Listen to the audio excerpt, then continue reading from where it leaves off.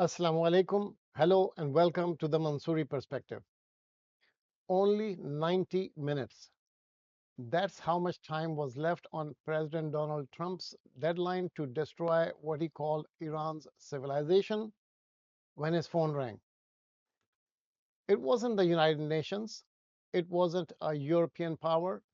It wasn't even a Middle Eastern ally. It was Pakistan. And because of that call, the bombs didn't fall, nor did the world as we know it come to an end that night. And think about what Pakistan has pulled off in the last 6 weeks. A country that was, by Washington's own admission, a diplomatic afterthought just 1 year ago. It has now become the only address on earth that both the United States and Iran will talk through.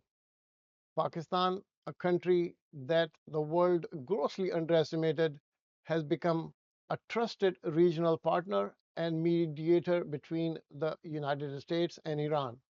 A remarkable transformation driven mostly by two men, Prime Minister Shehbaz Sharif and Field Marshal Asim Munir.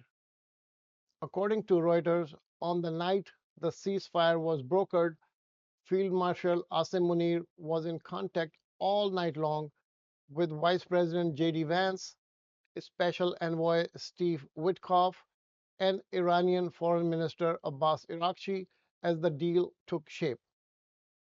President Trump credited the ceasefire to Prime Minister Sharif and Field Marshal Munir personally. Iran's Foreign Minister Abbas Araghchi said Iran accepted the ceasefire, and I quote, in response to the brotherly request of PM Sharif. Washington and Tehran, a superpower and a nation fighting for survival, locked in war, yet both deferring to Islamabad. When did that last happen? Analysts are calling it the first time Pakistan has simultaneously managed active conflict mediation between two adversaries under ongoing military escalation without direct contact between them. How did this happen? It wasn't luck. Pakistan did not stumble into this role. It arrived through a combination of geographical necessities, deliberate positioning, and diplomatic restraint. Pakistan shares almost a 1,000-kilometer border with Iran.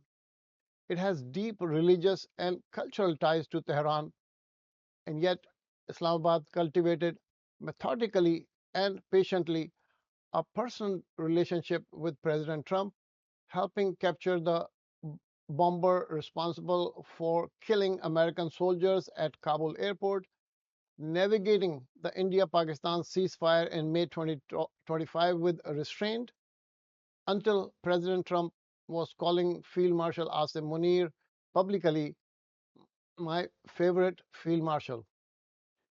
Iran also made a deliberate choice of Islamabad as its preferred venue. Tehran's ambassador said plainly, we will do talks in Pakistan and nowhere else because we trust Pakistan. Both sides trust Pakistan. That is Islamabad's moment.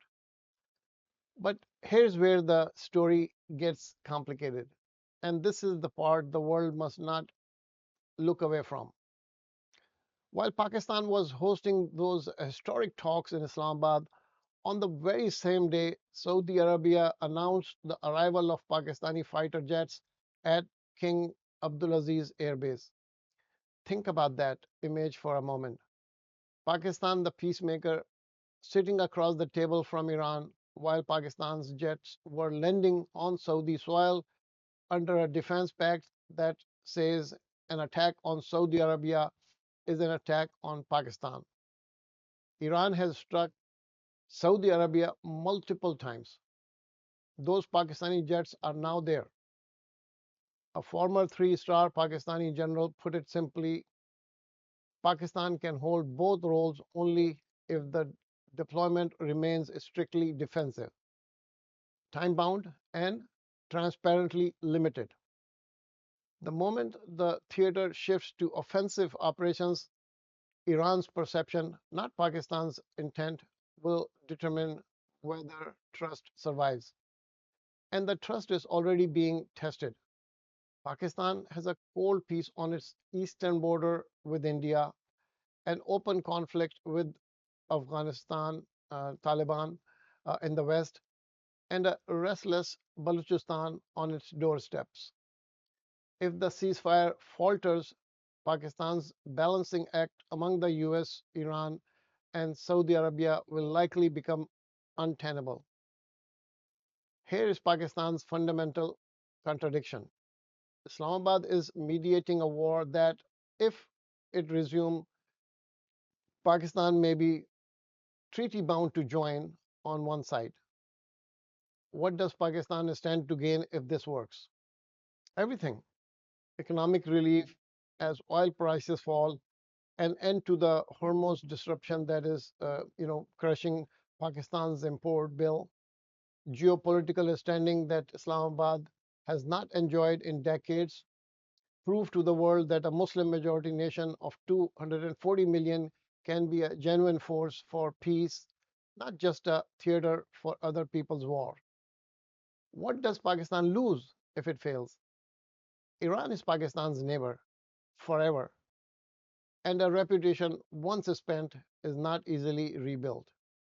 Pakistan is today sitting at the most consequential negotiating table in the world, not because a superpower invited it, but because Islamabad made itself indispensable to both sides. That is not a small thing. That is statecraft. But statecraft without strategy becomes overreach. And overreach in a neighborhood like Pakistan's has consequences that outlast governments and outlast headlines. Pakistan's finest hour and Pakistan's biggest gamble are not two different possibilities. They are the same moment. What Islamabad does next will define which one history will remember.